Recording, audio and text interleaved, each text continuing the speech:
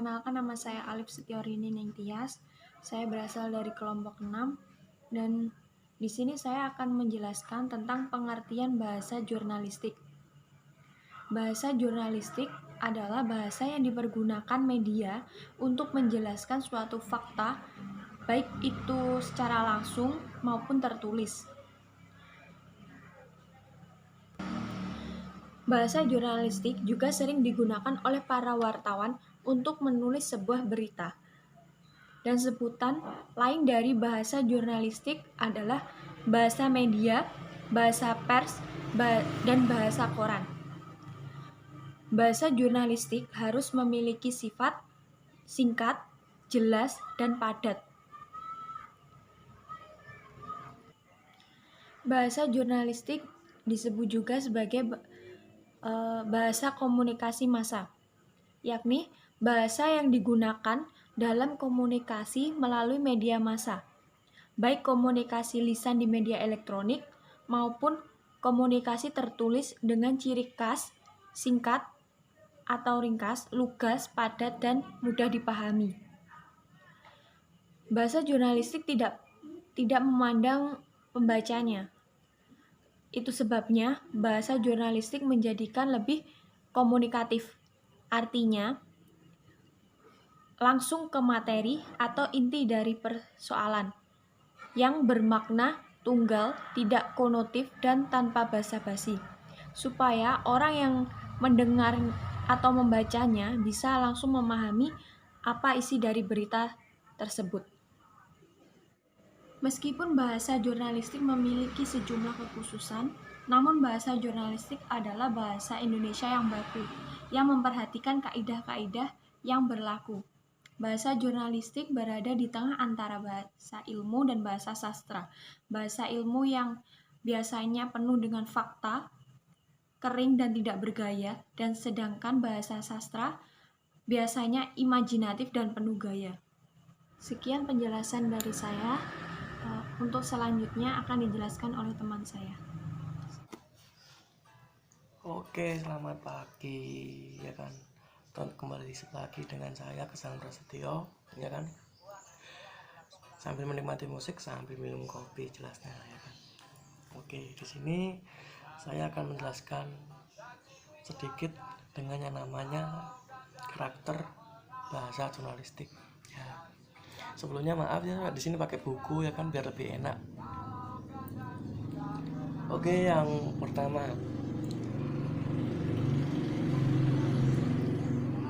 karakter bahasa jurnalistik pastinya di sini memiliki karakter.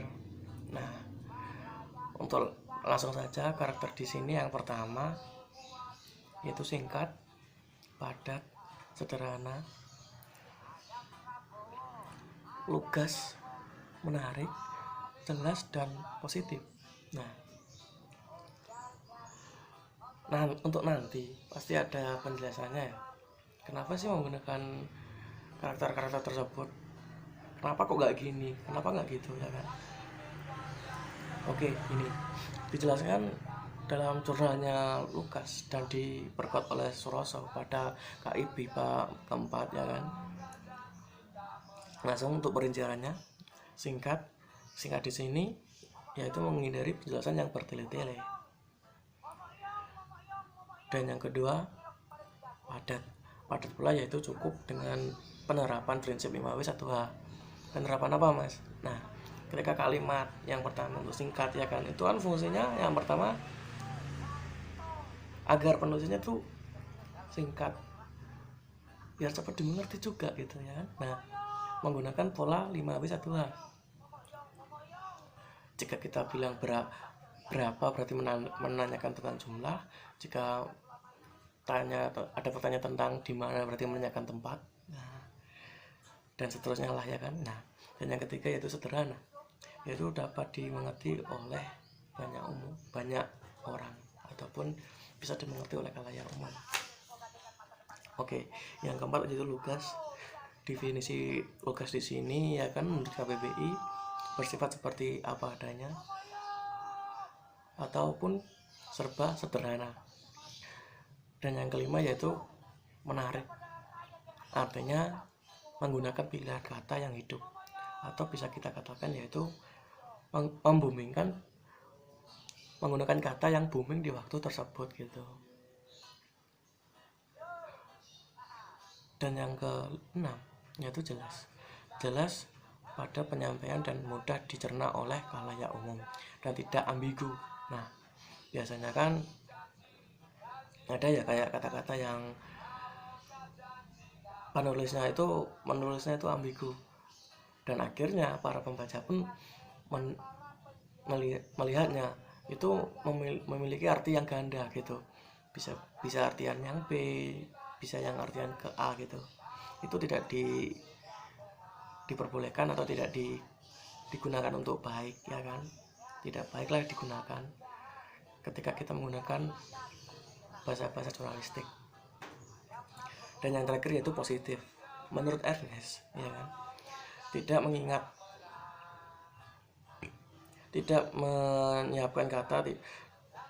menyisipkan kata tidak dalam kalimat. Karena apa? Karena kata tidak itu mengundang unsur negatif gitu. Semisal gini contohnya, si Budi tidak makan karena sakit, ya kan. Nah, terus bagaimana untuk mengubah kata negatif tersebut jadi kata positif? Yaitu kita menggunakan kata selain tidak, tetapi, tapi. Ya, yang intinya unsurnya unsur negatif sih. Kita bisa menggantinya dengan kata belum, akan, dan akan terjadi gitu. Contohnya seperti ini. Contohnya semisal seperti ini, ya kan.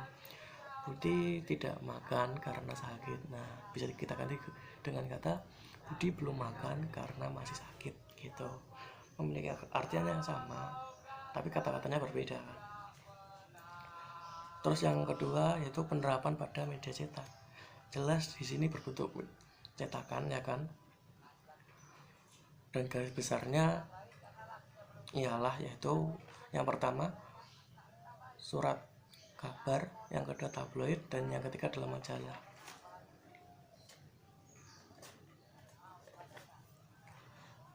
Oh ya, sebelum menginjak ke penjelasan media cetak, ya kan. Terus kapan? Apa sih media cetak itu? Kapan tuh adanya? Ya kan. Nah, di sini media cetak, ya kan. Media tertua yang ada di muka bumi ini, ya kan. Media cetak berasal dari kata Acta Diuna dan Acta Senatus dari kerajaan Romawi. Kemudian berkembang pesat setelah Johannes Gutenberg menemukan mesin cetak sampai ini beragam bentuknya. Jadi pengembangannya itu dari Johannes Gutenberg gitu.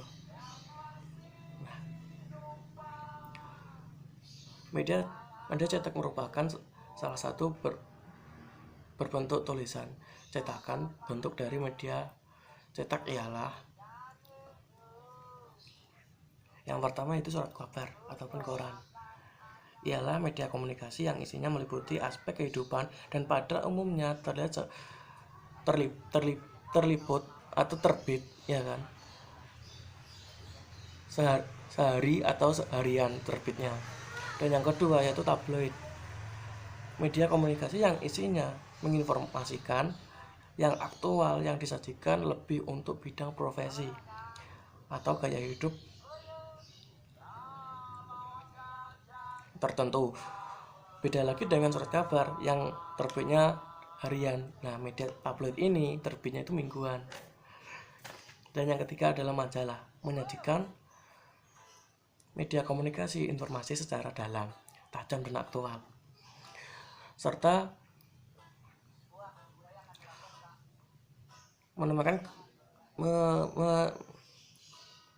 menanyakan komunis sehingga memiliki daya tarik, serta menyisipkan gambar sehingga memiliki daya tarik dengan yang lebih gitu.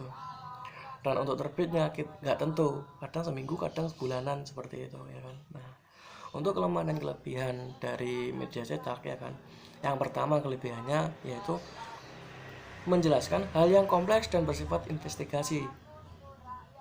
Lebih jelas kan? Dan yang kedua yaitu mempermudah dan mempercepat pemahaman pembaca terhadap apa yang dibaca, yang tidak menyampaikan berbagai informasi yang berkaitan dengan fakta. Bisa mengingat dengan koran kan. Nah, di koran itu isinya ada apa aja. Nah, di situ bisa pasti memahami ya. Dan yang terakhir yaitu kekurangan. Yang pertama yaitu penyampaian yang lambat. Koran itu penyampaiannya lambat. Yang kedua yaitu foto dan gambar yang ada sangat terbatas, sehingga membutuhkan waktu lama untuk membaca semua berita yang ada. Nah, saya harapkan dari penjelasan saya teman-teman yang melihat itu memahami ya kan. Dan semisal ada yang kurang paham bisa ditanyakan. Sebelumnya terima kasih. Wassalamualaikum warahmatullahi wabarakatuh. Assalamualaikum warahmatullahi wabarakatuh. Saya Ani Rahmawati. Saya di sini akan melanjutkan presentasi dari teman saya sebelumnya, yaitu sekarang masuk ke bab ragam bahasa jurnalistik.